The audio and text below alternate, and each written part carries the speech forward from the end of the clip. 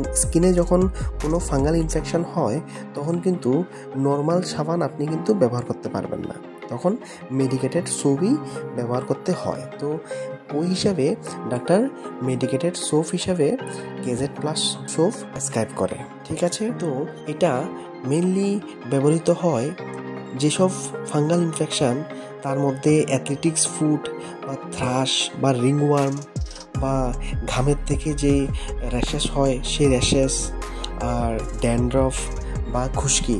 তো ড্যান্ড্রফের মধ্যেও কিন্তু কেজেড সোপ ব্যবহার করা হয়। বন্ধুরা, আরেকটা খুব কমন ফাঙ্গাল ইনফেকশনের মধ্যে কিন্তু কেজেড প্লাস সোপ ব্যবহার করা হয়, আর সেটা হচ্ছে গিয়ে টিনিয়া ভার্সিকোলর। টিনিয়া ভার্সিকোলর কি দেখবেন, বাংলাতে আমরা আবার এটাকে সোদ্দাগ বলে থাকি।